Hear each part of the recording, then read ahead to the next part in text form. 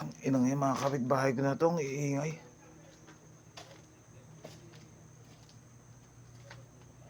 Aga-aga, iingay nyo ah.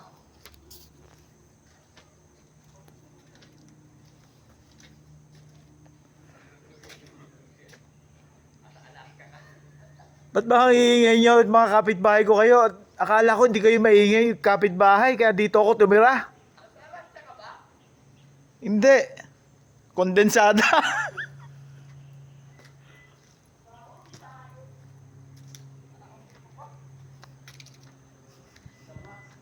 Kapitbahay ko na to. Porke magpapasko, napinturahan yung bahay nila. Yung sa akin eh, ano, medyo kulang pa. Siguro ni gusto nyo lang ako yabangan, ano, kaya nag-iingay kayo. At tutulog ako eh. Ang ingay nyo.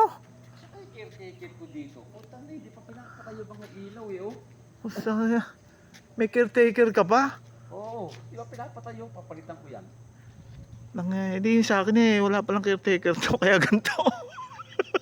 Asa kayo sa paring bilyan? Magkano ba? Magkano kuha mo dyan? Nung kinuha ko yan, ano pa lang eh. Nasa 22 pa lang eh. Oo, sale pa nun, sale. 22. Ito sa'yo, magkano to? Oo. Ah, Ha? ito. Pamana lang sa akin yan. Tangi, namatay na nga si ano, di ba? Si paring nene. Parang Wala yan. Mukhang hindi pamposto. Nahaluan ng pangalan. tara, breakfast tayo. Ano ba makakain yan? Mayroon. Wala ba kayong pagkain doon? Uy, puta na eh. Pinambili ko nga pintura eh. Hanggang ngayon hindi pa dumadating. Na-scam pa yata ako sa Shopee.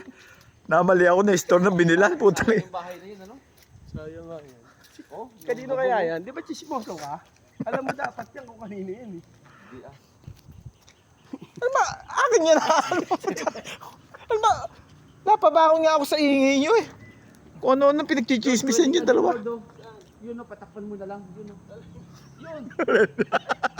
Yan. Oh, yun. Wala kahit kalapati ayaw yata dyan. Eh, yun. Little at yan. Little black.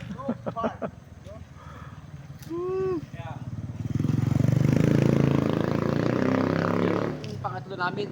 Gagawin ko yan. Pauwi na.